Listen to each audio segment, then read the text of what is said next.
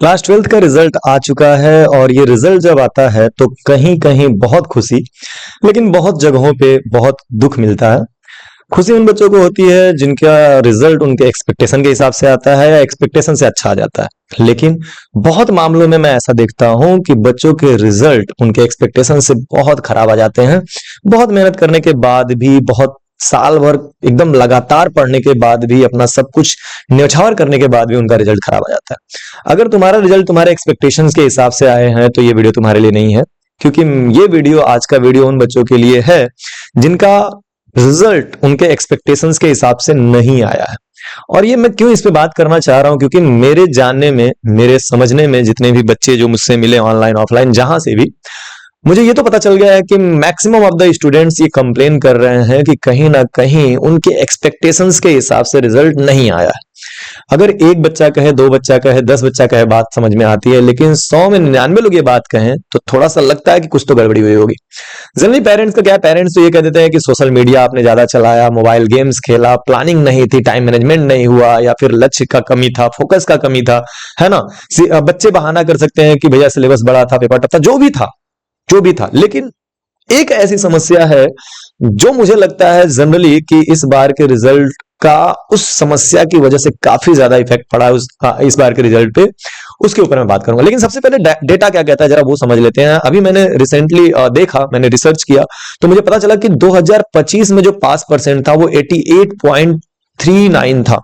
ठीक है, जो इस समय 2026 के हिसाब में मतलब 85.20% है इस साल का पास परसेंट, यानी कि 3.19% का सीधा ड्रॉप हुआ।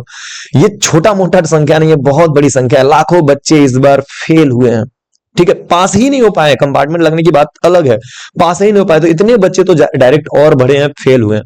ठीक है, कहने को हम ये कह सकते हैं कि पढ़ाई बच्चे नहीं कर रहे हैं, कहने को हम ये कह सकते हैं कि उनके पास टाइम मैनेजमेंट है की कमी है, फोकस्ड नहीं है, तमाम चीजों में व्यस्त है। लेकिन इतनी तरह से चीजें ड्रेन होना, इतना खराब होना सिर्फ बच्चों का दोष तो नहीं हो सकता। मेरे हिसाब से एक कमी लगती है जिसकी वजह से इस बार का रिजल्ट गड़बड़ हुआ है, और वो है ऑन स्क्रीन मार्किंग सिस्टम। ठीक है, ऑन स्क्रीन मार्किंग सिस्टम ये इसी साल आया। अचानक से सीबीएसई ने कह दिया कि हम आपकी कॉपी जो है स्कैन करेंगे और स्क्रीन पे चेकिंग होगी।